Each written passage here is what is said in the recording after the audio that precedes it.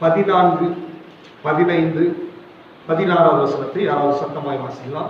எபிரேயர் 4ஆம் அதிகாரம் 14, 15, 16. வானங்களின்படியாய் பரலோகத்திற்கு போன தேவகுமாரனாகிய இயேசு என்னும் மகா பிரதான ஆசாரியர் நமக்கு இருக்கிறபடியினால் நாம் பண்ணின அறிக்கையை உறுதியாய் பற்றிக் கொண்டிருந்து கடவோம். நம்முடைய பலவீனங்களை குறித்து பரிதபிக்க கூடாத பிரதான ஆசாரியர் நமக்கு இராமல் எல்லாவற்றிலும் நம்மை போல சோதிக்கப்பட்டும் பாவம் இல்லாதவருமாய் இருக்கிற பிரதான ஆசாரியரே நமக்கு இருக்கிறார். ஆதலால் நாம் இரக்கத்தை பெறவும் ஏற்ற சமயத்தில் சகாயம் செய்யும் கிருபையை அடையவும் தைரியமாய் கிருபாசன சபையிலே சேர்க்கிறோம். ஹல்லேலூயா. எபிரேயருக்கு எழுதின நிருபத்துல இயேசு கிறிஸ்துவை ஒரு மகா பிரதான ஆசாரியராய் இங்க குறிப்பிட்டு எழுதி வைத்திருக்கிறார். மகா பிரதான ஆசாரியன் அவருடைய வேலை என்ன அப்படின்னா, ஜனங்களுடைய காரியத்தை கேட்டு அவர்களுடைய பிரதிநிதியாய் தேவ சமூகத்தில் போய் ஆண்டவருடைய ஆலோசனை பெற்று கொண்டு வருகிற ஒரு மீடியேட்டர் தான் மகா பிரதான ஆசாரியர். இயேசு கிறிஸ்துவை மகா பிரதான ஆசாரியராய் இந்த எபிரேயருக்கு எழுதின ஆக்கியோன் அங்கே எழுதியிருக்கிறதை நான் பார்க்க முடியும். இந்த உலகத்துல இயேசு கிறிஸ்து ஊழியம் பண்ண வந்த உடனே அவர் பிரசங்கம் பண்ணார். இயேசு கிறிஸ்து பிரசங்கம் பண்றதுக்கு முன்னாடியே யோவான் ஸ்நானகனும் பிரசங்கம் பண்ணார். ரெண்டு பேரும் ஒரு விஷயத்தை ரொம்ப தெளிவாய் ஆணித்தரமாய் பிரசங்கம் பண்ணாங்க. என்னன்னா, மனம் திரும்புங்கள், பரலோக ராஜ்யம் சமீபித்திருக்கிறது. மனம் திரும்புங்கள், பரலோக ராஜ்யம் சமீபமா இருக்குது. அப்படின்னா இந்த உலகத்துல பரலோக ராஜ்யத்திற்கு போகிறதுக்கு வழி தெரியாமல், பரலோக ராஜ்யத்திற்கும் மனித குலத்திற்கும் சம்பந்தமே இல்லாமல் உலகத்துல வாழ்ற மக்கள் எல்லாமே நரகத்தை நோக்கியும் பாதாளத்தை நோக்கியும் தங்களுடைய வாழ்க்கையை போக்கிக் கொண்டிருக்கும் போது இயேசு இந்த பூமியில பிறந்து பரலோக ராஜ்யத்தை சமீபமாய் கொண்டு வந்த செய்தியை தான் இயேசு அறிவித்தார். இயேசு பிறக்கும் போதே பாத்தீங்கன்னா, இதோ எல்லா ஜனத்திற்கும் மிகுந்த சந்தோஷத்தை உண்டாக்கக்கூடியதான நற்செய்தி. எல்லாருக்கும் சந்தோஷம். என்ன அப்படின்னா, அது வரைக்கும் பரலோகத்துக்கு போறதுக்கு வழியே கிடையாது. அது வரைக்கும் யாருக்கும் பாவத்திலிருந்து விடுதலை ஆகிறதுக்கு, சமாதானத்திற்கு, சந்தோஷத்திற்கு, ஆரோக்கியத்திற்கு, சாபத்திலிருந்து விடுதலைக்கு, பரலோகம் போறதற்கு, பிசாசின் அடிமைத்தனத்திலிருந்து விடுதலை ஆகிறதுக்கு வாய்ப்பே இல்லாம இருந்துச்சு. அது வரைக்கும் மனிதர்கள் எல்லாம் என்ன பண்ணிட்டு இருந்தாங்க அப்படின்னா, தாங்கள் பார்க்கிறத கேட்கறது எல்லாத்தையும் தெய்வங்களாய் வைத்து வழிபட்டு கொண்டிருந்தாங்க. விக்கிரக வழிபாடுகளுக்குள் இருந்தாங்க. பலவிதமான காரியங்கள், சடங்காச்சாரங்களை செய்து வந்தார்கள். எந்த சடங்கும் யாருக்கும் விடுதலையை கொடுக்கவே கிடையாது. சோ விடுதலை இல்லாதபடிக்கு வாழ்க்கையை வெறுத்து போய் வாழ்ந்து கொண்டிருக்கிற இந்த உலக மக்கள் மத்தியில இயேசு பிறந்து அவர் பிரசங்கம் பண்ணும்போது சொல்றாரு, நீங்க எல்லாரும் மனம் திரும்புங்க, பரலோக ராஜ்யம் சமீபமா வந்துருச்சு. அது வரைக்கும் தூரமாய் எட்டாக்கணியாக இருந்த பரலோக ராஜ்யம் இயேசு வந்தோன்னு சொல்றாரு, நீங்க பரலோகத்துக்கு போக முடியாதவர்கள் கிடையாது. அப்படின்னு என்ன அர்த்தம்னா, உங்க பிரச்சனைக்கு சொல்யூஷன் இல்லாம கிடையாது. உங்க பாவத்துக்கு பரிகாரம் உண்டு. உங்களுடைய விடுதலை இல்லாத இருக்கிற விஷயத்திற்கு விடுதலை உண்டு. உங்களுக்கு நிம்மதி உண்டு, சமாதானம் உண்டு, மரித்தால் பரலோக ராஜ்யம் உண்டு. இதையெல்லாம் அறிவிக்கும்படியாக தான் இயேசு இந்த பூமியில வந்தார். சோ இயேசு என்ன பண்ணாரு, பரலோக ராஜ்யம் சமீபமா இருக்குது, அந்த பரலோக ராஜ்யம் போகிறதுக்கு என்ன பண்ணணும், பாவ மன்னிப்பு வேணும். அவர் தன்னையே பலியாக ஒப்பு கொடுத்தார் கல்வாரி சிலுவையில. அவரை யாரெல்லாம் ஏற்றுக்கொள்கிறார்களோ அவர்கள் மூலமாய் பரலோக ராஜ்யத்துக்கு போகக்கூடிய வாய்ப்பை இயேசு என்ன பண்ணாரு, ஏற்படுத்தினார். எத்தனை பேர் விசுவாசிக்கிறீங்க? ஹல்லேலூயா. இதைதான் வேத புஸ்தகம் நமக்கு புதிய ஏற்பாட்டினுடைய சத்தியம் நமக்கு சொல்லுகிறது. இப்போ ஒரு விஷயத்தை நீங்க கவனமா புரிஞ்சுக்கணும். என்ன அப்படின்னா, இந்த உலகத்துல வாழுகிற ஒரு மனுஷனுடைய லட்சியம் என்ன அப்படின்னா, அவன் பரலோக ராஜ்யத்துக்கு போக வேண்டும். சபைக்கு வர்றதற்கும் ஜெபம் பண்றதற்கும் வேதத்தை வாசிக்கிறதற்கும் உங்களுக்கும் எனக்கும் பிரதானமான ஒரு நோக்கம் இருக்கும் என்று சொன்னால், அந்த நோக்கம் நம்ம பரலோகம் போக வேண்டும் என்பதுதான். எத்தனை பேர் இதை அங்கீகரிக்கிறீங்க? நான் சர்ச்சுக்கு வர்றது, நான் ஆண்டவரை ஆராதிக்கிறது, இந்த உலக வாழ்க்கையை விட்டு நான் கண்ணை மூடும் போது அல்லது அவருடைய வருகை இருக்கும்போது நான் பரலோகத்திற்கு போக வேண்டும். அதுதான் பிரதானமான காரியம். ஆராதனை நேரத்தில் நித்திய ஜீவன், அது ஒண்ணுதான் பிரதானம். இன்னைக்கு பலரும் சபைக்கு வரும்போது வியாதியிலிருந்து விடுதலைக்காக, பணத்திற்காக, வேலைக்காக, கல்யாணம் ஆகிறதுக்காக, இதற்காக சபைக்கு வர்றாங்க. இதற்காக இயேசுவை தேடுகிறார்கள். இயேசு ஏதோ இப்படி வியாதியில் இருந்தோ உங்களுக்கு வேலை வாங்கி கொடுக்கறதுக்கோ திருமணம் பண்ணி கொடுக்கறதுக்கோ அல்ல அவர் சிலுவையில் அடிக்கப்பட்டது. அவர் சிலுவையில் எல்லாத்தையும் செய்தார். அந்த சிலுவையினுடைய ஆசீர்வாதத்துக்குள்ள இதெல்லாம் இருக்குது. வியாதியில் இருந்து விடுதலை, பிரச்சனையில் இருந்து விடுதலை, பிசாசின் அடிமைத்தனத்திலிருந்து விடுதலை, எல்லா விடுதலையும் அந்த ஆசீர்வாதத்துக்கு உள்ளாக இருக்கிறது. ஆனால் இயேசு பிரசங்கிச்சதனுடைய பிரதானமான காரியம், நீங்க இன்றைக்கு மரிச்சாலும் பரலோக ராஜ்யத்துக்கு வரணும், நித்திய ஜீவனுக்கு நீங்கள் சொந்தக்காரர்களாக மாற வேண்டும். அதுதான் பிரதானம். அதற்காக தான் இயேசுவை தேடி வரணும். இன்னைக்கு காலையில நான் நித்திய ஜீவனுக்காக தான், பரலோக ராஜ்யத்துக்காக தான் இயேசுவை தேடி வந்துக்கிறேன்றவங்க மாத்திரம் ஒரு அல்லேலூயா சொல்லுங்க பார்க்கலாம். அல்லேலூயா. மற்றவைகள் எல்லாம் கூட கொடுக்கப்படும். முதலாவது தேவனுடைய ராஜ்யத்தையும் அப்படி நீதியை தேடுங்க. அப்போது இவைகளெல்லாம் என்ன பண்ணும்? ஜனங்களுக்கு வந்து இப்ப தெரியல. முதலாவது தேவ ராஜ்யம், என் பாவம் மன்னிக்கப்படணும், நான் சபையில அங்கத்தினரா மாறணும், இயேசுவை ஆராதிக்கிறவனா மாறணும், எனக்குள்ள ஒரு வாசம் பண்ணணும். இதுதான் பிரதானம். இது இருந்துச்சுன்னா பாக்கியெல்லாம் ஆட்டோமேட்டிக்கா நீங்க கேட்கலன்னா கூட அது ஆட்டோமேட்டிக்கா என்ன பண்ணிடும்? வந்துவிடும். இந்த தேவைகளுக்காக நான் ஆண்டவர் தேடி என்ன பண்ண வேண்டியதில்லை, போக வேண்டிய அவசியம் கிடையாது. சோ ஒரு கிறிஸ்தவன், ரட்சிக்கப்பட்ட தேவ பிள்ளை, தேவனை ஆராதிக்கிறதுக்கு சபைக்கு வருகிறவர்களுடைய முதலாவது நோக்கம் என்னவா இருக்க வேண்டும் என்று சொன்னால் நித்திய ஜீவன், பரலோக ராஜ்யம். சோ பலரும் ரட்சிக்கப்பட்டவங்க அந்த நம்பிக்கையில் இருப்பாங்க. அந்த ரட்சிப்பின் சந்தோஷத்தை உண்மையிலே அனுபவிக்கிறவங்க பார்த்தீங்கன்னா, உலகம் எல்லாம் தேவையில்லை, உலகத்தினுடைய பிரச்சனை எனக்கு ஒரு பெரிய விஷயம் இல்லை, பணம் ஒரு பெரிய விஷயம் இல்லை என்று சொல்லி எல்லாத்தையும் வெறுப்பார்கள். ஆண்டவர் சொல்றாரு, ஒருவன் என் பின்னாடி வர விரும்பினால் அவன் என்ன பண்ணணும்? தன்னைத்தான் வெறுத்து தன் சிலுவை எடுத்துக்கொண்டு என்னை பின்பற்றி வரணும். நல்லா தெரிஞ்சுக்கோங்க, இயேசுவை ஒருவன் பின்பற்றுகிறான் என்று சொன்னால் அதுக்கு முதல் அடையாளம் என்ன தெரியுமா? சுய வெறுப்பு. இயேசுவை ஒருவன் ஃபாலோ பண்ணுகிறவன் அவங்க பைபிள் எடுக்கிறதுனால கிடையாது, அவங்க சர்ச்சுக்கு போறதுனால கிடையாது, அவங்க வீட்டுல வசனம் மாற்றுறதுனால கிடையாது, அவங்க வீட்டுல சிலுவை போட்டிருக்கிறதுனால கிடையாது.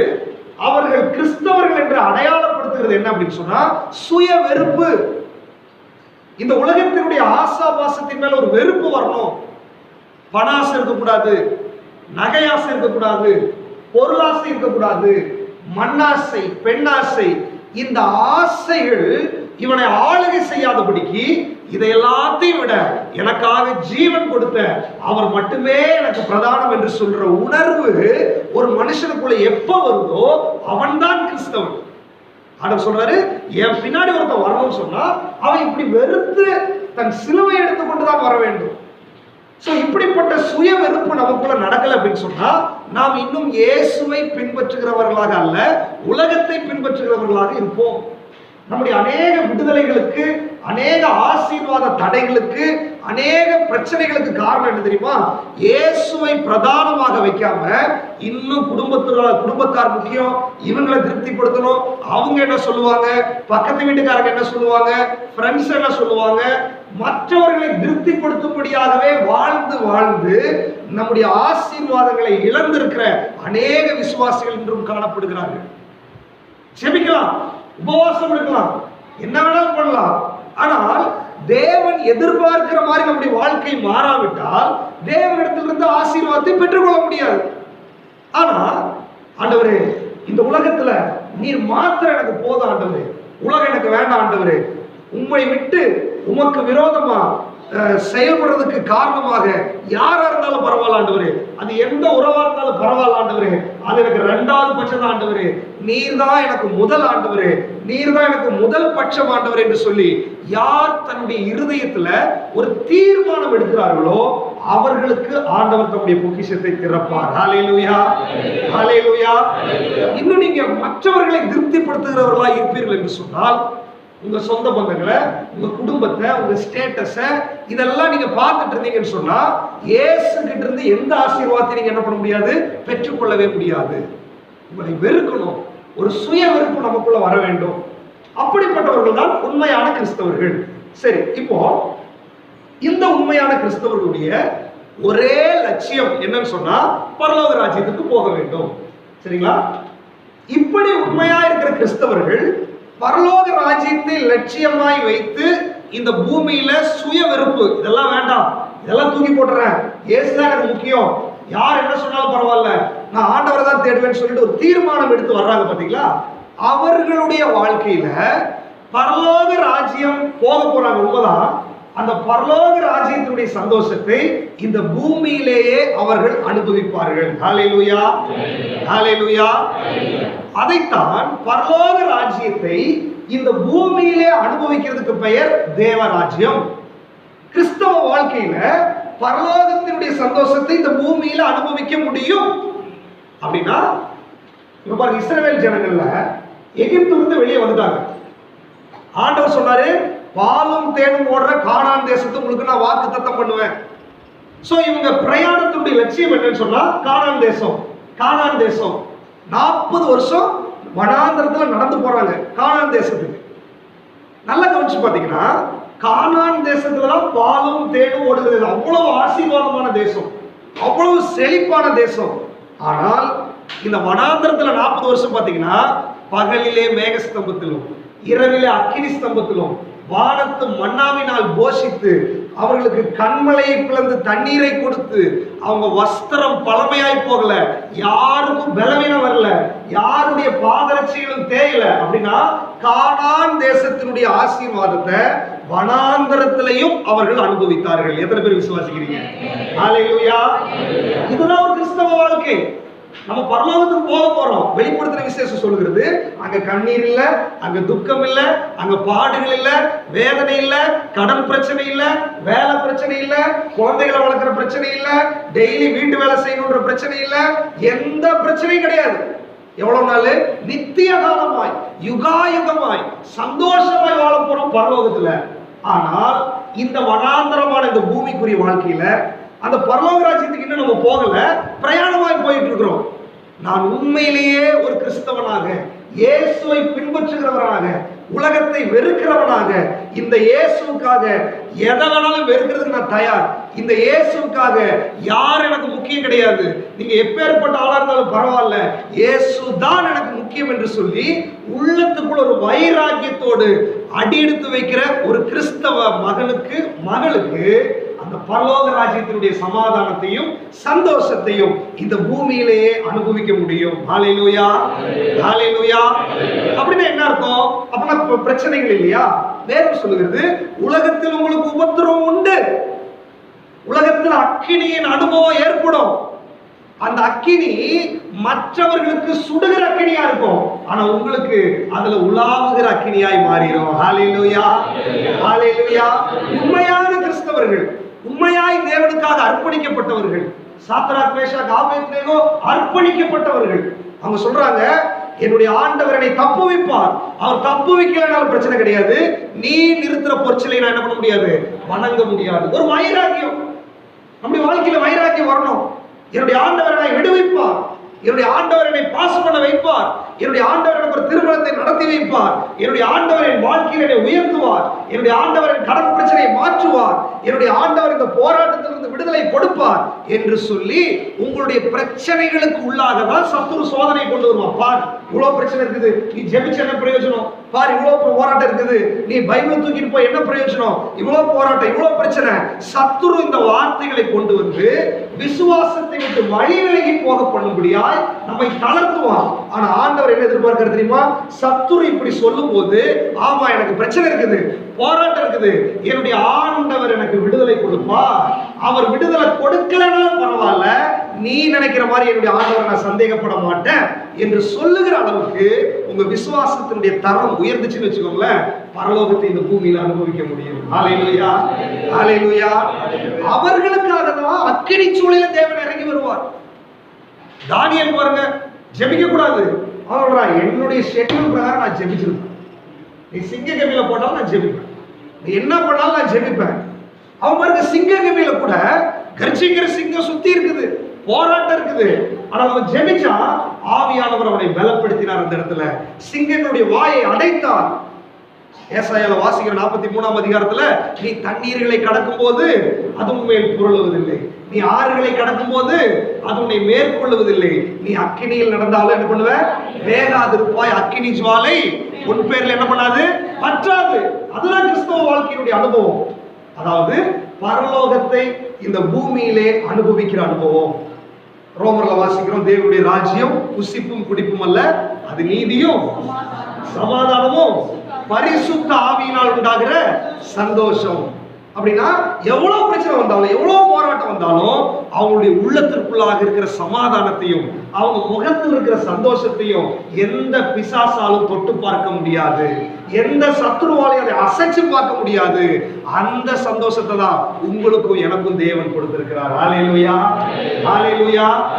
பல நேரங்களில இதை கேட்கறதுக்கு நமக்கு நல்லா தான் இருக்குது, நானும் ஒப்பு கொடுத்திருக்கிறேன், நானும் ஜெபம் பண்றேன், ஆனால் இந்த பரலோக அனுபவத்தை, இந்த பிரச்சனைகளும் பாடுகளும் நிறைஞ்சிருக்கிற இந்த பூமியில வச்சு என்னால அனுபவிக்க முடியல என்று சொல்லி தோல்வியான கிறிஸ்தவ வாழ்க்கை, போராட்டமான கிறிஸ்தவ வாழ்க்கை, பலவீனமான கிறிஸ்தவ வாழ்க்கை வாழ்ந்து கொண்டிருக்கிற நமக்கு தான் இந்த எபிரேயர்கள் நிருபத்தை எழுதி வைத்திருக்கிறார். அங்க யாரை காமிக்கிறார் தெரியுமா? உங்களுடைய பலவீனங்களை குறித்து பரிதபிக்க கூடாத பிரதான ஆசாரியர் நமக்கு இல்ல. ஆண்டவரே, நான் வைராக்கியமா நிக்கிறதுக்கு மறந்துட்டு ஆண்டவரே, பல நேரத்துல உங்களை நான் விட்டு கொடுத்துட்டு ஆண்டவரே, பல நேரத்துல நான் வைராக்கியமா ஜெபிக்கல ஆண்டவரே, பல நேரத்துல மனிதர்களை பார்த்துட்டு ஆண்டவரே, பல நேரத்துல உங்களை நான் விட்டு கொடுத்து பேசிட்டு ஆண்டவரே, வைராக்கியமா ஜெபிக்கிற நேரத்துல நான் ஜெபிக்காம இருந்திருக்கிறேன், ஆராதனைக்கு வராம இருந்திருக்கிறேன், வேதத்தை தொட்டு பார்க்காம இருந்திருக்கிறேன், நான் பலவீனமான மனுஷன் ஆண்டவரே, என்னால முடியல ஆண்டவரே என்று சொல்லி பரலோகத்தை இந்த பூமியிலே கொண்டு வருகிற ஆவிக்குரிய விஷயத்துல நீங்க தவறி இருந்திருந்தா கூட, இன்னைக்கு எபிரேயர்கள் நிருபம் நமக்கு ஒரு பிரதான ஆசாரியரை காண்பிக்கிறது, மகா பிரதான ஆசாரியரை காண்பிக்கிறது. அவர் யார் தெரியுமா? உங்களுடைய பலவீனங்களை குறித்து பரிதபிக்க கூடாத மகா பிரதான ஆசாரியர் கிடையாது.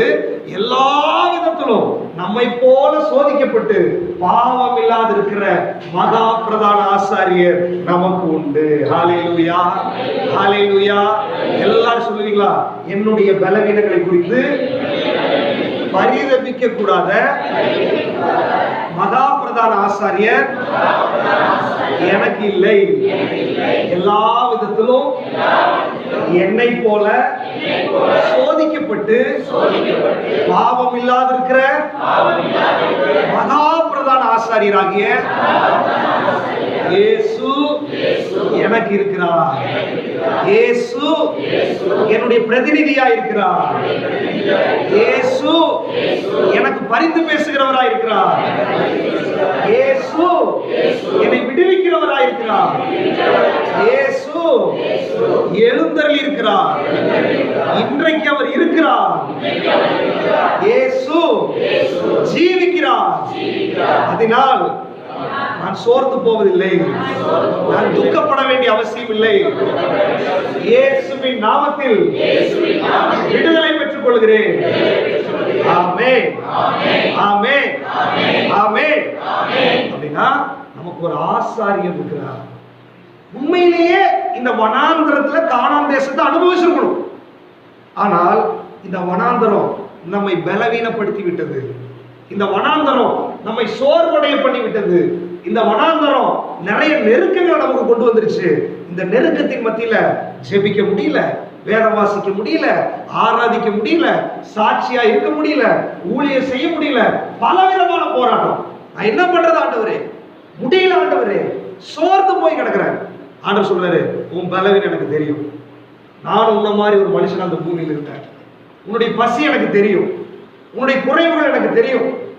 ஆணி அடிக்கும் போது அந்த வேதனை அனுபவிச்சவர் நான், அதனால உன் வேதனை எனக்கு தெரியும். முள்முடி சூடும் போது அந்த வேதனை அனுபவிச்சவருடைய டென்ஷன் எனக்கு தெரியும். சரீரத்துல சாட்டை வச்சு அடிக்கும் போது சரீரத்துல அந்த வலியை அனுபவிச்சு துடிச்சவன் நான், அதனால உன்னுடைய சரீர பிரகாரமான வியாதிகள், உபாதைகள், உபத்திரவங்கள் எனக்கு தெரியும். அதனுடைய வேதனை எனக்கு தெரியும். நீ சொல்ல வேண்டிய அவசியமே கிடையாது, எனக்கு தெரியும். ஆண்டவர் எல்லா விதத்திலும் நம்மை போல சோதிக்கப்பட்டிருக்கிறார். கல்வாரி சிலுவையில என் தேவனே, என் தேவனே, ஏன் என்னை கைவிட்டீர் கதறுகிறார். அப்படின்னா அந்த பிதாவாகிய தேவன் தன்னுடைய குமாரனை கைவிட்ட ஒரு அனுபவம். நீங்க கைவிடப்பட்ட சூழ்நிலையில, நிர்கதியான சூழ்நிலையில, யார் எனக்கு சப்போர்ட் பண்ணல, என் வாழ்க்கை சூனியமாயிடுச்சு, நான் அனாதையா இருக்கிறேன், திக்கற்று கிடக்கிறேன்னு சொல்லி நீங்க நினைக்கும் போது ஆண்டவர் சொல்றாரு, அந்த கைவிடப்பட்ட சூழ்நிலையை சிலுவையில் அனுபவிச்சவர் நான் தான் உன்னுடைய தெய்வமா இருக்கிறேன். உன் வேதனை எனக்கு தெரியும். நீ எக்ஸ்பிளைன் பண்றதுக்கு முன்னாடி எனக்கு தெரியும். நீ கண்ணீர் வடிக்கிறதுக்கு முன்னாடி எனக்கு தெரியும். மனுஷன் முகத்தை பார்க்கிறான், நான் உன்னுடைய உள்ளத்தை பார்த்து கொண்டிருக்கிறேன். மனுஷன் நீ சிரிக்கிறத பார்க்கிறான், உன்னுடைய டிரெஸ்ஸிங்ஸை பார்க்கிறான், உன்னுடைய செயல்பாட்டை பார்க்கிறான். ஆனால் உடைஞ்சு கிடக்கிற உன்னுடைய உள்ளத்தை நான் பார்த்து கொண்டிருக்கிறேன். அப்படி ஆண்டவர் உள்ளத்தை பார்க்கிறான். அவர் மகா பிரதான ஆசாரியர். அவருக்கு கசப்பு தாகமா இருக்கிறாரு, கசப்பு கலந்த காடியை கொண்டு கொடுக்குறான். அந்த கசப்பான அனுபவங்கள் எல்லாம் அவர் அனுபவிச்சிருக்கிறாரு. வெளியே சொல்ல முடியாத கசப்புகள், காயங்கள் நமக்குள்ள இருக்குது. ஆண்டவர் சொல்றாரு, இது எல்லாம் டேஸ்ட் பண்ணி தான் நான் இந்த உலகத்தை விட்டு கடந்து போனேன். அதனால என் பின்னாடி வர்ற உங்களுக்கும் இதே அனுபவங்கள் உண்டு, பலவீனம் உண்டு, போராட்டம் உண்டு, சத்துருவின் போராட்டம் உண்டு, விடுதலை பெற முடியாத, எனக்கு இதுல இருந்து ஒரு விடுதலை வேணும் என்று சொல்லி போராடி இருக்கிறீங்க. அப்படிப்பட்டவர்களுக்கு ஆண்டவர் சொல்றாரு, உனக்கு விடுதலை கொடுக்கிறதுக்காக தான் நான் இத்தனை காரியங்களை சிலுவையில சகிச்சேன், உனக்கு விடுதலை கொடுப்பதற்காக தான் நான் பாடுகளை அனுபவிச்சேன். இன்னைக்கு ஆண்டவர் சொல்றாரு, அப்படிப்பட்ட மகா பிரதான ஆசாரியர் இன்றைக்கு நமக்காக இருக்கிறார். அதனால நீங்க சோர்ந்து போக வேண்டிய அவசியம் இல்லை. பல நேரங்கள்ல நமக்காக பேசுறதுக்கு, நமக்காக சப்போர்ட் பண்றதுக்கு, நம்முடைய விஷயத்தை புரிஞ்சுக்கிறதுக்கு ஒரு நபர் இல்லைங்கிறது தான் இந்த உலகத்துல நமக்கு பிரச்சனை. யோசிச்சு பாருங்க, ரொம்ப ஒரு போராட்டத்தில் இருக்கும்போது நம்முடைய உணர்வுகளை புரிஞ்சு, நம்முடைய பிரச்சனைகளை புரிஞ்சு, நமக்காக பேச வேண்டிய இடத்துல பேசி ஒரு விடுதலை கொண்டு வர்றதுக்கு ஒரு நபரை நீங்க பார்த்துட்டீங்கன்னா எவ்வளவு சந்தோஷமா இருக்கும். இக்கட்டான சூழ்நிலையில நீங்க ஆண்டவர் சொல்றாரு, நீங்க ஒவ்வொருத்தரும் என்ன பிரச்சனையில நீங்க உட்கார்ந்து இருக்கிறீங்களோ, என்ன போராட்டத்துல நீங்க உட்கார்ந்து இருக்கிறீங்களோ, எனக்கு விடுதலை வேணும், இந்த வாழ்க்கை எனக்கு பிடிக்கல, நான் மாறணும், என் வாழ்க்கையில் ஒரு ஆசீர்வாதம் வேணும் என்று சொல்லி எந்த விஷயத்த நீங்க ரொம்ப கஷ்டமா நினைச்சு, இதுல எனக்கு சப்போர்ட் பண்றதுக்கு ஒருத்தர் வேணும், எனக்கு கொஞ்சம் என்கரேஜ் பண்றதுக்கு ஒருத்தர் வேணும், எனக்கு உதவி செய்யறதுக்கு ஒருத்தர் வேணும் நீங்க விரும்புறீங்கன்னா, அந்த உதவி செய்யறதுக்கு தான் இயேசு உங்களுக்காக வந்திருக்கிறார். அந்த உதவி செய்யறதுக்கு மனுஷனால முடியாது. மனிதர்கள் பணம் கொடுத்து உதவி செய்யலாம், ஏதாவது உலக பிரகாரமான நபர்கள் கிட்ட பேசலாம், அந்தகார சக்தியிலிருந்து நமக்கு விடுதலை வாங்கி கொடுக்க முடியாது, பிசாசின் அடிமைத்தனத்திலிருந்து விடுதலை வாங்கி கொடுக்க முடியாது, பிதா கிட்ட இருந்து பாவ மன்னிப்பை வாங்கி கொடுக்க முடியாது, பரலோக ராஜ்யத்தின் சமாதானத்தை கொடுக்க முடியாது, உலகம் தராத சமாதானத்தை கொடுக்க முடியாது. இதெல்லாம் இயேசுவால மட்டுமே கொடுக்க முடியும். அந்த இயேசு நம்முடைய பிரதிநிதியா இன்றைக்கு வந்திருக்கிறார். ஹல்லேலூயா, ஹல்லேலூயா. எத்தனை பேர் விசுவாசிக்கிறீங்க உங்க பிரதிநிதியா இயேசு உங்க பக்கத்தில் இருக்கிறாருன்னு சொல்லிட்டு உங்க வாய்களை திறந்து நன்றி சொல்வீங்களா? நன்றி ஆண்டவரே, நீர் என்னுடைய உணர்வுகளை புரிஞ்சிருக்கிறதுக்காக நன்றி. வாய்களை திறந்து சொல்லுங்க, என் வேதனை நீங்க புரிஞ்சிருக்கிறதுக்காக நன்றி, என் நெருக்கத்தை நீங்க புரிஞ்சிருக்கிறதுக்காக நன்றி, என்னுடைய குறைவுகள் எல்லாம் நீங்க புரிஞ்சிருக்கிறதுக்காக நன்றி, எனக்கு ஏற்ற உதவி செய்யறதுக்கு நீர் பிரதிநிதியா இறங்கி வந்திருக்கிறதற்காக ஸ்தோத்திரம். வாயை திறந்து நன்றி சொல்லலாமா? நன்றி சொல்லலாமா? நன்றி ஆண்டவரே. அவரை உயர்த்துங்க. அவர் யாரும் நீங்க புரிஞ்சு நன்றி சொல்லுங்க. அப்பதான் நீங்க அவரை அனுபவிக்க முடியும். நீர் எனக்கு சகாயர் ஆண்டவரே. உங்க பிரச்சனையை சொல்லி சொல்லுங்க, இந்த பிரச்சனையிலிருந்து எனக்கு விடுதலை கொடுக்க உம்மால் மாத்திரமே முடியும் ஆண்டவரே. இந்த போராட்டத்திலிருந்து எனக்கு விடுதலை கொடுக்க உம்மால் மாத்திரமே முடியும்.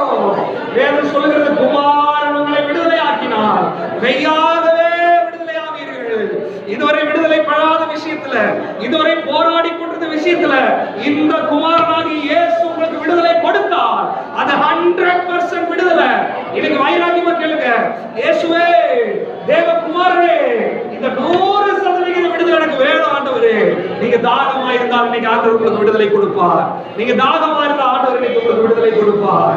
ஹalleluya. நன்றி ஆண்டவரே, நன்றி தகப்பனே, நன்றி ஆண்டவரே, நன்றி ஆண்டவரே, நன்றி ஆண்டவரே. பாருங்க, இந்த இயேசு கிறிஸ்து நம்முடைய உணர்வுகளை புரிந்து நமக்கு ஒரு பிரதிநிதியா இருக்கிறார்.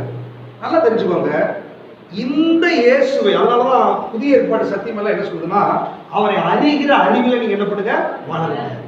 அவர் யாருன்னு நீ புரிஞ்சுக்க. பல நேரங்கள்ல இந்த இயேசு யாருன்னு தெரியாததுனாலதான் இவர்கிட்ட இருந்து வருகிற ஆசீர்வாதத்தை நம்மளால என்ன பண்ண முடியல, பெற்றுக்கொள்ள முடியல.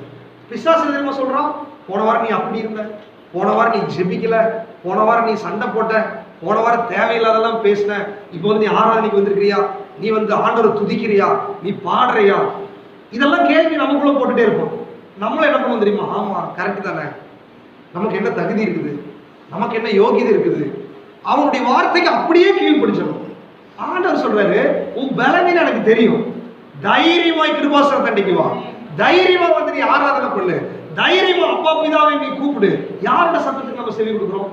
பல நேரங்களில இந்த நெகட்டிவா பேசுகிற இந்த பிசாசினுடைய சத்தத்துக்கு கீழ்ப்படிஞ்சு கீழ்ப்படிஞ்சு கீழ்ப்படிஞ்சு பரலோகத்தை இந்த பூமியில அனுபவிக்கிறதுக்கு தவறிவிட்டோம். அநேக கிறிஸ்தவனுடைய வாழ்க்கையில நரக வேதனை, அநேக கிறிஸ்தவ குடும்பத்துல நரக வேதனை, அநேக கிறிஸ்தவனுடைய சரீரத்துக்குள்ளாக போராட்டங்கள், அநேக கிறிஸ்தவனுடைய உள்ளத்திற்குள்ளாக சமாதான கேடுகள், அநேக கிறிஸ்தவனுடைய சிந்தனையில குழப்பங்கள். காரணம் என்ன தெரியுமா? அவனுக்காக ஜீவனை கொடுத்த, அவனுக்காக திறப்பல என்று காத்து கொண்டிருக்கிற ஒரு கெட்ட குமாரன் திரும்பி வரும்போது என் மகன் எப்ப என் சமூகத்துக்கு வருவான் என்று சொல்லி காத்து கொண்டிருக்கிற அந்த தகப்பனையும் தகப்பனுடைய உள்ளத்தையும் தகப்பனுடைய சுபாவத்தையும் புரிந்து கொள்ளாத மகன்களுடைய விஷயங்கள் அவருடைய வாழ்க்கையில சமாதான கேட்டை கொண்டு வந்துருச்சு. அவங்களுடைய வாழ்க்கையில விடுதலை இல்ல. அநேக கிறிஸ்தவனுடைய வாழ்க்கையில ஆண்டவரை புரிந்து கொள்ளாததுனால, அவருடைய வல்லமையை புரிந்து கொள்ளாததுனால, அவருடைய மகத்துவங்களை புரிந்து கொள்ளாததுனால, அவரால் என்னெல்லாம் செய்ய முடியும் சொல்லி தெரியாததுனால அநேக கிறிஸ்தவர்கள் தோல்வியா இருந்து கொண்டிருக்கிறார்கள். இன்னைக்கு ஆண்டவர் சொல்றாரு, நீங்க தோற்று போகிறதுக்காக நான் இந்த பூமிக்கு வரல, நீங்க தோற்று போகிறதுக்காக நான் உங்களை அழைக்கல. வேதம் என்ன தெரியுமா சொல்லுகிறது? எவர்களை முன்குறித்தாரோ அவர்களை தான் அழைச்சிருக்கிறாரு, எவர்களை அழைச்சாரோ அவர்களை நீதிமான்களாக்கி இருக்கிறாரு, எவர்களை நீதிமான்களாக்கினாரோ அவர்களை மகிமைப்படுத்தி இருக்கிறார். ஹல்லேலூயா, ஹல்லேலூயா. உங்களை தாயின் கருவிலே முன்குறித்ததனுடைய அடையாளம் என்ன எதுக்கு தெரியுமா? உங்களை மகிமைப்படுத்துவதற்காகத்தான். உலக தோற்றத்திற்கு முன்னமே உங்களை முன்குறித்தது எதுக்கு தெரியுமா? உங்களை மகிமைப்படுத்த வேண்டும் என்பதற்காக தான்.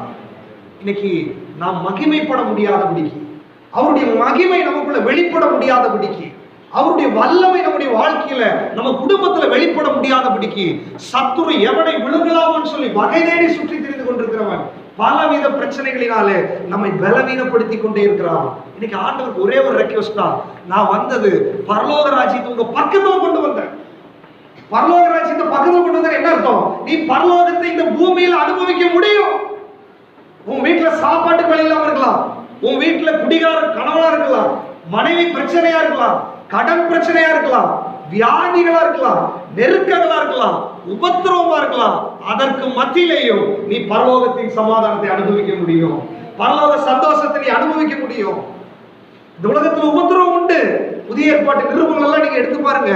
கிறிஸ்துவின் நிமித்தம் பாடுபடுகிறதுக்கும் நமக்கு அருளப்பட்டிருக்கிறதுக்கு, விசுவாசிக்கிறதுக்கு மட்டும் இல்ல, பாடுபடுவதற்கு நமக்கு அருளப்பட்டிருக்கிறது. அந்த பாடுகளின் வழியில தான் தேவனை நாம் மகிமைப்படுத்த முடியும். அநேக பாடல்கள், பழைய பாடல் புஸ்தகங்கள்ல பாத்தீங்கன்னா அநேக பாடல்கள் வந்து எப்படி பிறந்துச்சுன்னு சொன்னா, உபத்திரவங்கள், கண்ணீர்கள், பசி, பட்டினி, தரித்திரம், நிர்வாணம், இதற்கு மத்தியில தேவனை அவர்கள் மகிமைப்படுத்துறதுதான் இன்றைக்கு உயிரோட்டம் உள்ள பாடல்களா இருக்கிறது. ஆனா அதே இயேசுவை தான் நம்ம ஆராதிக்கிறோம், அதே இயேசுவை தான் நம்ம வணங்குறோம்.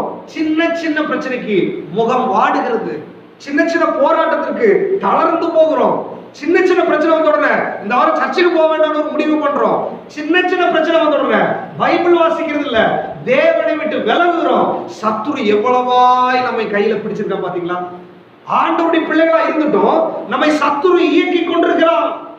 அநேக தேவ பிள்ளைகளுடைய ரிமோட் அவன் கையில் இருக்குது. அநேக தேவ பிள்ளைகளை மறைமுகமாய் பிசாசு இயக்கி கொண்டிருக்கிறான். இன்னைக்கு ஆண்டவர் எச்சரிக்கிறார், மீண்டும் மீண்டும் பிசாசு கையில நீங்க ரிமோட்டை கொடுத்தீங்கன்னா இது நரகத்துல போய் முடியும். மீண்டும் மீண்டும் பிசாசு உங்களை கையில் எடுக்கிறதுக்கு நீங்க விட்டு கொடுத்து கொண்டே இருந்தீங்கன்னா உங்க வாழ்க்கை அடிக்கடி கடிந்து கொள்ளப்பட்டும் தன் பிடரியை கடினப்படுத்துகிறவன் சகாயமின்றி சடுதியிலே நாசமடைவான் என்ற வசனத்தின்படி நீங்க ரிமோட்டை பிசாசு கையில கொடுக்க கொடுக்க உங்க வாழ்க்கை தேவனை விட்டு எங்கேயோ விலகி கொண்டிருக்கிறது. இன்னைக்கு ஆண்டவர் மீண்டுமாய் உங்களை அணைத்து பிடித்துக் கொண்டு உங்க ரிமோட் என் கையில தான் இருக்கணும், ஆவியினால் நீங்க நடத்தப்படணும், என்னுடைய விருப்பத்தை நீங்க செய்யணும், எனக்காகவே நீங்க இந்த பூமியில வாழணும்னு சொல்லிட்டு தேவன் இன்றைக்கு ஆசைப்படுகிறார். அந்த செய்தியை உங்க காதுல நீங்க சொல்லணும்னு நினைக்கிறாரு. இன்றைக்கு நீங்க தீர்மானம் எடுத்த, ஆண்டவரே என்னை இயக்கிறதுக்கு பிசாசு யார், என்னை அடிமைப்படுத்துறதுக்கு பிசாசு யார், எனக்காக ஜீவனை கொடுத்த, எனக்காக சிலுவையில மரித்த இந்த இயேசுவுக்காக மாத்திரமே நான் ஜீவிப்பேன் ஆண்டவரே, நீர் தான் என்னை நடத்தணும், நீர் தான் எனக்கு ஆலோசனை கொடுக்கணும், உம்முடைய விருப்பப்படிதான் நான் வாழணும் ஆண்டவரேன்னு சொல்லி இன்னைக்கு நீங்க சமர்ப்பிச்சா சத்துருவினுடைய பிடியிலிருந்து நீங்க விடுதலை ஆகி விடுவீர்கள். ஹல்லேலூயா, ஹல்லேலூயா. என்றைக்கு சத்துருவின் பிடியிலிருந்து நீங்க விடுதலை ஆகிறீர்களோ அன்றைக்கு பரலோக சமாதானம் உங்க வீட்டுக்குள்ள இறங்கி வரும், பரலோக சந்தோஷம் உங்க வீட்டுக்குள்ள இறங்கி வரும். ஹல்லேலூயா. கானான் தேசத்தை இந்த வனாந்தரத்துல நீங்க அனுபவிக்க முடியும். இதனுடைய இன்னொரு பிக்சர், அதாவது ஒரு விசுவாசி பரலோகத்துக்கு போகணும், ஆனா பரலோக சந்தோஷத்தை இந்த பூமியிலே அனுபவிக்கணும். போன வாரம் நம்ம தியானிச்சோம், இதெல்லாம் மாம்சம் ஆவி என்று சொல்லி பிரிக்கிறார். மாம்சத்திலே ஒரு கிறிஸ்தவ வாழ்க்கை வாழலாம், ஆவியிலே ஒரு கிறிஸ்தவ வாழ்க்கை வாழலாம். இன்றைக்கு இந்த மாம்சத்திலிருந்து ஆவிக்குள்ளாக நாம் கடந்து போவதற்கு போன வாரம் நம்ம வாசிச்சோம், என்னாலன்றி உங்களால் என்ன பண்ண முடியாது, ஒன்று செய்ய முடியாது.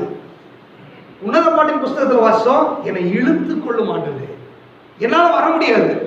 ஓசியாவின் புஸ்தகத்தில் என்ன சொல்றாரு, எபிராயிம் 10, மனுஷனை கட்டி இழுக்கிற அன்பின் கயிறுகளால் நான் கட்டி இழுக்கிறேன். அப்படின்னா ஒரு மாம்சீகமான கிறிஸ்தவ வாழ்க்கையிலிருந்து முழுவதும் ஆவிக்குரிய ஒரு கிறிஸ்தவ வாழ்க்கை வாழ்வது என்பது உங்களாலே முடியாது, என்னாலே என்ன பண்ணாது, முடியாது, ஒரு நாள் முடியாது. சத்துரு நம்ம கையில் எடுத்துறான். அப்போ ஆண்டவர் என்ன சொல்றாருன்னா, உங்களால முடியாதுன்னு முதல்ல நீ ஒத்துக்க. என்னால முடியல ஆண்டவரே, நான் சரணடைகிற ஆண்டவரேன்னு சொல்லி என்கிட்ட நீங்க சரணடைகின்ற ஆண்டவர். அதான் என்ன சொல்றாரு, என்னை இழுத்துக்கோங்க ஆண்டவர், நீங்க இழுக்காம என்னால என்ன பண்ண முடியாது, வர முடியாது. சோ ஆவிக்குரிய வாழ்க்கையில அவர் இழுத்துதான் நம்ம வர முடியும்னு சொல்லி நம்ம போன வாரத்துக்கு முதல் வாரம் நம்ம தியானிச்சோம். இந்த வாரம் இந்த மாம்சத்திலிருந்து இந்த ஆவிக்குள்ள போவதற்கு அல்லது இந்த பூமியிலேயே இருந்து கொண்டு பரலோகத்தின் சந்தோஷத்தை அனுபவிக்கிறதுக்கு ஸ்டெப் பை ஸ்டெப்பான ப்ராசஸ் வேத புஸ்தகத்துல வேற ஒரு கோணத்துல சொல்லப்பட்டிருக்கிறது. அதனுடைய ஒரு ஸ்டெப்பை மாத்திரம் கர்த்தருக்கு சித்தமா இப்ப தியானிச்சு நம்ம ஜெபிக்க போகிறோம். பழைய ஏற்பாட்டுல மோசேக்கு தேவன் ஒரு ஆசரிப்பு கூடாரத்தை ஏற்படுத்தி கொடுத்தார். எபிரேயர் நிருபத்தில் நீங்க மகா பிரதான ஆசாரியன் அப்படின்ற வார்த்தையே ஆசரிப்பு கூடாரத்தை சம்பந்தப்படுத்தின வார்த்தை தான். சோ பழைய ஏற்பாட்டுல நீங்க வாசி பாத்தீங்கன்னா யாத்திரையாகும் புஸ்தகத்துல மோசேக்கு ஆண்டவர் கட்டளை கொடுக்கிறார். என்ன தெரியுமா, பரலோகத்தில் இருக்கிற சாயலுக்கு ஒத்தபடி இந்த பூமியில நான் சொல்ற மாதிரி ஒரு ஆசரிப்பு கூடாரத்தை உண்டாக்கு. அப்படின்னு என்ன அர்த்தம்னா, ஆசரிப்பு கூடாரம் மோசே செய்தது, அதனுடைய ப்ளூ பிரிண்ட் எங்க இருந்தது, பரலோகத்துல. பரலோகத்துல எப்படி ஆராதனை நடக்குதோ அதனுடைய ப்ளூ பிரிண்டை கொடுத்து அந்த மாதிரியே இந்த பூமியில நீ ஒரு செட்டப் பண்ணு, அதுல எனக்கு ஆராதனை பண்ணு, அங்க நான் இறங்கி வருவேன்னு சொல்லி மோசேக்கு சொன்னாரு. அதான் ஆசரிப்பு கூடாரம். இந்த ஆசரிப்பு கூடாரத்தை 3 பகுதிகளாக பிரித்திருக்கிறாங்க. முன்னாடி போன உடனேயே பிராகாரம். நீங்க ஈஸியா புரிஞ்சுக்கணும்னா இன்றைக்கு இருக்கிற ஹிந்து ஆலயங்களை நீங்க மனசுல நினைச்சுட்டீங்கன்னா போதும். ஹிந்து கோயில்கள் அந்த பேட்டர்ன்ல தான் இருக்கு. உள்ள போன உடனே காம்பவுண்ட் சுவர், அந்த பிராகாரம், மக்கள் எல்லாம் நிக்கிற ஏரியா இருக்கு இல்லைங்களா, அதுக்கு பேர் தான் பிராகாரம். அடுத்தது அடுத்த ரூம் உள்ள போனீங்கன்னு சொன்னா அதுக்கு பேர் பரிசுத்த ஸ்தலம். அதுல சில காரியங்கள் இருக்கும், அங்க மனுஷர்கள் அலோவ் பண்ண மாட்டாங்க, பூசாரி மட்டும் தான் உள்ள இருப்பாரு. அதுக்கப்புறம் 3வது உள்ள ஒரு ரூம் இருக்கும், அது கர்ப்ப கிரகம், மகா பரிசுத்த ஸ்தலம். அந்த மகா பரிசுத்த ஸ்தலத்துக்குள்ளதான் அந்த தீபம் காட்டி என்ன பண்ணுவாங்க, ஆராதனை பண்ணுவாங்க. அப்ப பழைய ஏற்பாட்டுல மோசேக்கு அதெல்லாம் சொன்னாரு. பிராகாரம், பரிசுத்த ஸ்தலம், மகா பரிசுத்த ஸ்தலம் சொல்லி இந்த 3 நிலைமைகளில ஒரு ஆசரிப்பு கூடாரத்தை எனக்காக நீ என்ன பண்ணு, உண்டாக்கு. நீங்க நல்லா கவனிக்கணும். பரலோகத்தில் இருக்கிற மாதிரியின்படியே இந்த பூமியில உண்டாக்கப்பட்டதா ஆசரிப்பு கூடாரம். இப்ப நம்ம விஷயம் என்னது, பரலோகத்தை இந்த பூமியில நான் என்ன பண்ணணும், அனுபவிக்கணும். அப்ப ஆசரிப்பு கூடாரம் எதுக்கு அப்படின்னா, பரலோகத்தை இந்த பூமியில அனுபவிக்கிறதுக்கு தேவன் ஏற்படுத்தி கொடுத்த ஒரு திட்டம். ஹல்லேலூயா. அந்த ஆசரிப்பு கூடாரத்துல ஒரு பாவம் செய்த ஒரு மனுஷன் முதலாவது அந்த ஆசரிப்பு கூடாரத்துக்குள்ள போறான். அது யாரா வேணாலும் இருக்கட்டும், யூதனா இருக்கட்டும், யாரா வேணாலும் இருக்கட்டும். புதிய ஏற்பாட்டை சம்பந்தப்படுத்தி நான் பேசுறேன். அவர்கள் ரட்சிக்கப்பட்டவங்களா இருக்கலாம், ரட்சிக்கப்படாதவங்களா இருக்கலாம், யாரா வேணாலும் இருக்கட்டும். பரலோக ராஜ்யம் சமீபமா இருக்குது. இப்ப புதிய ஏற்பாட்டு நிழல்ல நான் பேசுறேன். ஆசரிப்பு கூடாரத்துல உள்ள என்ட்ரி ஆன உடனே முதல்ல பலிபீடம் இருக்கும். உள்ள அந்த கேட்ல கதவு திறந்து உள்ள போன உடனே முதல்ல பாக்குறது என்னது, பலிபீடம். ஆடு மாடுகளை பலி போடுற இடம். இந்த பலிபீடம் என்பது புதிய ஏற்பாட்டுல இயேசு கிறிஸ்துவை நிழலாட்டமாய் சொல்லுகிறது. அப்ப நல்லா கவனிச்சுக்கோங்க. பரலோகத்தை இந்த பூமியில அனுபவிக்கிறதுக்கு முதல் ஸ்டெப் ஆசரிப்பு கூடாரத்துக்குள்ள நீங்க வரணும். ஆசரிப்பு கூடாரத்துல முதல் நீங்க மீட் பண்ண வேண்டியது பலிபீடமாயிருக்கிற இயேசு கிறிஸ்து. ஹல்லேலூயா, ஹல்லேலூயா. அந்த இடத்துல இயேசு கிறிஸ்து யார் அப்படின்னா, நமக்காய் பலியானவர். நீங்க எப்பேற்பட்ட நிலைமையில வேணாலும் இருக்கலாம், இன்னைக்கு எப்பேற்பட்ட பிரச்சனை வேணாலும் இருக்கலாம். இன்னைக்கு உங்களுக்கு சமாதானம் வேணும், பரலோகத்தில் அந்த பூமியில அனுபவிக்கணும், எனக்கு விடுதலை வேணும், எனக்கு நிம்மதி வேணும் அப்படின்னு சொன்னால் நீங்க இன்னைக்கு இந்த ஆசரிப்பு கூடாரத்தினுடைய முதல் ஸ்டெப் எடுத்து வச்சா நீங்க தரிசிக்கிறது பலிபீடத்தை நீங்கள் தரிசிக்க முடியும். இயேசு நமக்காக பலியானார் என்பதை அது வெளிப்படுத்துகிறது. பழைய ஏற்பாட்டுல வரப்போகிற இயேசுவை அது வெளிப்படுத்தினது. அப்ப பலிபீடத்தில் இருக்கிற இயேசு யார்? அவர் உனக்காக கைகளில் ஆணிகளை ஏற்றவர். அவர் உங்களுடைய பாவத்திற்காக பாவமாக்கப்பட்டவர். அவர் உங்களை அடிமைப்படுத்தி இருந்த பிசாசின் தலையை சிலுவையில நசுக்கினவர். அவர் கல்வாரி சிலுவையில நீங்க செஞ்ச பாவத்திற்காக ஒரு தண்டனையை தேவன் உங்களுக்கு கொடுத்தா அது எவ்வளவு உக்கிரமா இருக்குமோ அந்த தண்டனையை இயேசு சிலுவையில் அனுபவித்ததை தான் இந்த பலிபீடம் காண்பிக்கிறது. ஹல்லேலூயா. நல்லா யோசிச்சு பாருங்க. உங்க உள்ளத்துக்குள்ள நீங்க யாருன்னு உங்களுக்கு தெரியும். நீங்க செஞ்ச தப்புக்கு எல்லாமே தண்டனை கொடுத்தா நம்ம உயிரோட இருக்க முடியாது. அல்லது நீங்களும் நானும் சிந்தனையில செஞ்ச பாவம், சரீரத்துல செஞ்ச பாவம், வார்த்தைகளில செஞ்ச பாவம், கண்களில செஞ்ச பாவம், கைகளில செஞ்ச பாவம், இந்த பாவத்தை எல்லாம் கூட்டி தேவ சமூகத்துல போய் நின்னா பரலோக ராஜ்யம் போகிறதுக்கு வாய்ப்பே கிடையாது. நித்தியமான நரகத்துக்கு தான் நம்ம போகணும். ஆனால் பரலோகத்தை சமீபமாய் கொண்டு வந்த ஆசரிப்பு கூடாரம் என்ன சொல்ல தெரியுமா? நீ உள்ள என்ட்ரி ஆன உடனே முதல்ல நீ தரிசிக்கிறது உனக்காய் பலியான இயேசுவை நீ தரிசிக்க முடியும். ஹல்லேலூயா. இன்னைக்கு சபையில நீங்க வந்திருக்கிறீங்க. ஒருவேளை இங்க உட்கார்ந்துட்டு இருக்கிற உங்களுக்குள்ள மன்னிக்கப்படாத பாவங்கள் இருக்கலாம், விடுதலை வர முடியாத பாவ சாப கட்டுகள் இருக்கலாம், சத்துருவின் போராட்டம் இருக்கலாம், அல்லது குற்ற மனசாட்சி இருக்கலாம். நீங்க ரட்சிக்கப்பட்டு ஞானஸ்நானம் பெற்றும் மீண்டும் பாவம் செஞ்சவங்களா இருக்கலாம், அல்லது தேவனுக்கு விரோதமாய் துரோகம் பண்ணவர்களா இருக்கலாம். உங்க வாழ்க்கையில குற்ற மனசாட்சியில நீங்க பாதிக்கப்பட்டவர்களா இருக்கலாம். இன்னைக்கு ஆண்டவர் இன்னும் உனக்காக ஒரு பிரதான ஆசாரியர் இருக்கிறாரு. இன்னும் உனக்காக பரிந்து பேசுகிற ஒரு தெய்வம் இருக்கிறாரு. நீ முதலாவது ஒரு அடி எடுத்து வை. அந்த இயேசுவை நீ பலியிடப்பட்ட தேவனாயின் பொழுது நீ தரிசிக்க முடியும். உன்னுடைய பாவத்திற்காய் சிலுவையில் அடிக்கப்பட்டவராய் நீ உணர முடியும். நல்லா தெரிஞ்சுக்கோ. ரட்சிப்பு எப்ப தெரியுமா? நான் செஞ்ச தப்ப நான் முதல்ல உணரணும். என் பாவத்திற்கு, என்னுடைய சாபத்திற்காக, எனக்கு பிரதிநிதியாக இயேசு அடிக்கப்பட்டார். நீங்க விசுவாசிக்கணும். இயேசு சிலுவையில் அடிக்கப்பட்டார், பலியிடப்பட்டார். பழைய ஏற்பாட்டுல பலிபீடத்துல மிருகத்தை வெட்டி எப்போதும் தீ எரிஞ்சுட்டே இருக்கும். பலிபீடத்துல அந்த பலிபீடத்தை வெண்கலத்துல தான் செஞ்சிருப்பாங்க. சோ அது ஃபுல்லா அந்த அக்கினி எரிஞ்சு எரிஞ்சு அப்படி சூடா தான் இருக்கும். பலிபீடம் என்பது நியாய தீர்ப்பை குறிக்கிறது. ஒருவேளை நீங்களும் நானும் பாவத்தோட அக்கிரமத்தோட நம்முடைய உயிர் பிரிஞ்சதுன்னா நித்தியமான நரகம், நித்திய நரக வேதனை எவ்வளவு உக்கிரமா இருக்குமோ அதை அந்த பலிபீடம் வெளிப்படுத்துகிறது. அப்ப பலிபீடம் இயேசுவை வெளிப்படுத்தும் போது நீங்களும் நானும் நரகத்துக்கு போய் அந்த நரக வேதனையில யுகா யுகங்களாய் அந்த நெருப்புல புழு சாகாது, அக்கினி அவியாது, அவ்வளவு கொடூரமான ஒரு நரகத்திற்கு நீங்களும் நானும் தள்ளப்பட்டால் எவ்வளவு வேதனை இருக்குமோ அந்த நரக வேதனையை சிலுவையிலே இயேசு அனுபவித்தார். ஹல்லேலூயா, ஹல்லேலூயா. அந்த இயேசு எனக்காக அதை அனுபவித்தார் என்று சொல்லி உங்களுக்காக இயேசு அடிக்கப்பட்டார், உங்களுக்காக இயேசு சித்திரவதை அனுபவித்தார், உங்களுக்காக ரத்தம் சிந்தினார், உங்களுக்காக மரித்தார், உங்களுக்காக அவர் உயிர்த்தெழுந்தார் என்று இந்த இயேசுவை உங்களுக்கு சொந்தமாக்கி கொண்டு இயேசு பலியாக்கப்பட்டது எனக்காக என்று சொல்லி என்றைக்கு நீங்கள் விசுவாசிக்கிறீர்களோ அந்த செகண்ட்ல உங்களுடைய வாழ்க்கையில் இருக்கிற பாவ சாப பிசாசின் கட்டுகள் அருந்து போய்விடும் என்பதுல எந்த விதமான மாற்றம் கிடையாது. எத்தனை பேர் விசுவாசிக்கிறீங்க? ஹல்லேலூயா. கிறிஸ்தவ வாழ்க்கையினுடைய அடிப்படையே அதுதான்.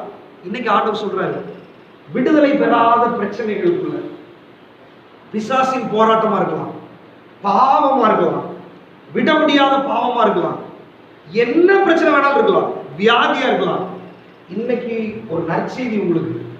இன்னைக்கு இந்த ஜெபத்துல முதல் ஸ்டெப், இயேசு எனக்கு அற்புதம் செய்கிறார், அடையாளம் செய்கிறார், சுகம் அளிக்கிறார்ன்றதை விட அவர் எனக்காக பலியானார்.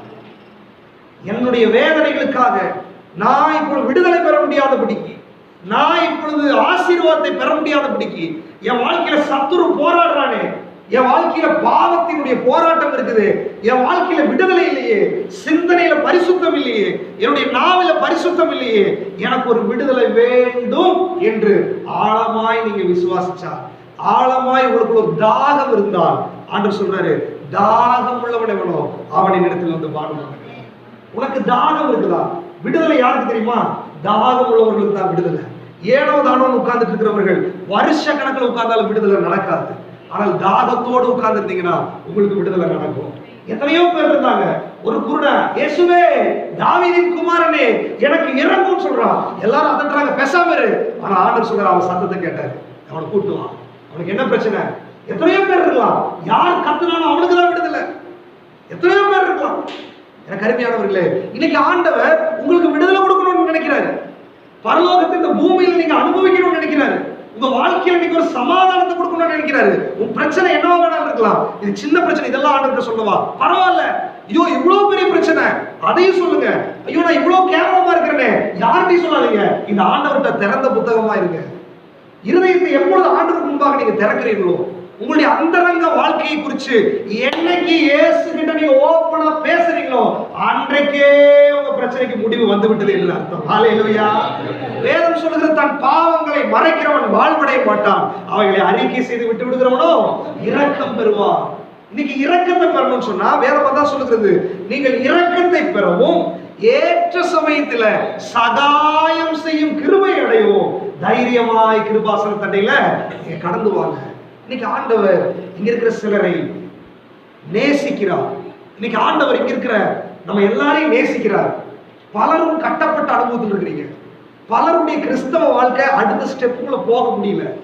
பலருடைய வாழ்க்கையில விடுதலையே கிடையாது. பலருடைய வாழ்க்கையில தனிப்பட்ட முறையில தேவனோடு உறவு இல்லை.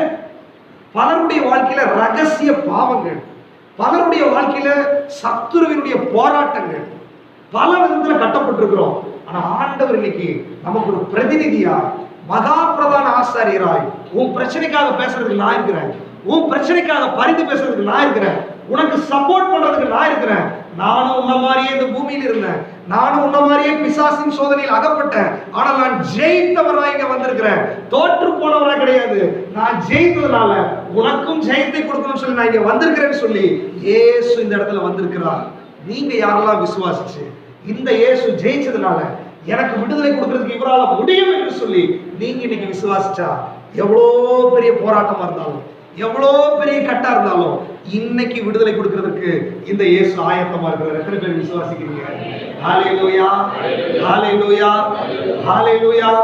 இந்த முதல் ஸ்டெப்போட இன்னைக்கு நம்ம நிறுத்த போறோம். முதலாவது, நான் பரலோகத்தை இந்த பூமியில அனுபவிக்கிறதுக்கு எனக்கு இங்க ஒரு பழைய ஏற்பாட்டில் ஆசரிப்பு கூடாரம் கொடுக்கப்பட்டது மாதிரி புதிய ஏற்பாட்டில் ஒரு தேவகுமாரன் எனக்காக இருக்கிறார். முதல் ஸ்டெப்ல அவர்கிட்ட எடுத்து வைக்கும் போதே அவர் ஏதோ ஆசீர்வதிக்கிறவராகவோ நேசிக்கிறவராகவோ அதெல்லாம் அப்புறம், முதல்ல எனக்காக அவர் பலியானார், எனக்கு அவர் விடுதலை கொடுக்கிறதுக்காக வந்தார், அவர் என்னுடைய மீட்பர், அவருடைய ரத்தம் எனக்காக பரிந்து பேசுகிறது, சத்துரு என் மேல உரிமை எடுக்க முடியாது. அந்த பலிபீடத்துல முதலாவது உங்களை முழுவதுமாய் நீங்க ஒப்பு கொடுத்து, ஆண்டவரே எனக்கு ஒரு விடுதலை வேணும் ஆண்டவரேன்னு சொன்னா, உங்களுக்கு பரலோகத்தை இந்த பூமியில அனுபவிக்கிறதுடைய மாம்சத்தில் இருந்து ஆவியில வாழ்கிற வாழ்க்கையினுடைய வெற்றியுள்ள கிறிஸ்தவ வாழ்க்கையினுடைய முதல் ஸ்டெப்பை இன்னைக்கு நீங்க கிளியர் பண்ணீங்கன்னா அழகா உங்களை இழுத்து கொண்டு போய் விடுவார் ஆண்டவர். எத்தனை பேர் உள்ள வர்றதுக்கு ஆசை, எத்தனை பேர் விடுதலை பெறதுக்கு ஆசை? எல்லாரும் கண்களை மூடி ஆண்டவரை நோக்கி பார்க்கலாமா? ஹல்லேலூயா. ஆண்டவரை நோக்கி பாருங்க. இன்னைக்கு யாரும் வேற சிந்தையா இருக்கக்கூடாது. உங்க வாழ்க்கையில விடுதலை இல்லை, உங்க வாழ்க்கையில போராட்டம், உங்க வாழ்க்கையில பிரச்சனை. ஆண்டவர் சொல்றாரு, பலிபீடத்தை நீ நோக்கிப்பார், கல்வாரி சிலுவை நீ நோக்கிப்பார். அந்த கல்வாரி சிலுவை உங்க கண்களுக்கு முன்பாக நீங்க கொண்டு வாங்க. உன் பிரச்சனை அந்த சிலுவைக்கு முன்னாடி ஒரு பெரிய விஷயமே கிடையாது. உன் போராட்டம் அந்த சிலுவைக்கு முன்னாடி ஒரு பெரிய விஷயமே கிடையாது. அந்த கல்வாரி சிலுவையில உனக்காக சகலத்தை நான் செய்து முடிச்சுட்டேன்றது. இனி நான் செய்யக்கூடியது ஒண்ணுமே கிடையாது. நீ ஏன் என்னை விட்டு விலகி போற? நீ ஏன் இன்னும் தோற்று ஜீவிக்கிற? நீ ஏன் இந்த விடுதலை இல்லையேன்னு சொல்லி நீ வெக்ஸா இருக்கிற? நீ ஏன் கவலையும் கண்ணீரும் துக்கத்தோட இந்த பூமியில வாழணும்? உனக்காக கல்வாரி சிலுவையில் அடிக்கப்பட்ட அந்த இயேசுவை நீ நோக்கி பார். வேதம் சொல்லுகிறது, அவர்கள் அவரை நோக்கி பார்த்தார்கள், அவருடைய முகங்கள் பிரகாசமடைந்தது. அவரை நோக்கி பார்ப்பீர்களா? கண்கள் அந்த இயேசுவை பார்க்கட்டும், அந்த சிலுவையை பார்க்கட்டும். இன்றைக்கு எல்லாரும் வாய்களை திறந்து அந்த இயேசுவோடு பேசுவீங்களா? இருதயத்தை திறந்து பேசுங்க. எதையும் மறைக்காதீங்க. ஆண்டவர்கிட்ட நீங்க மறைக்காதீங்க. உங்க வாழ்க்கை ஆண்டவர்கிட்ட பேசுங்க. ஆண்டவரே, என்கிட்ட இந்த பலவீனம் இருக்குது ஆண்டவரே, என்கிட்ட இந்த பிரச்சனை இருக்குது ஆண்டவரே,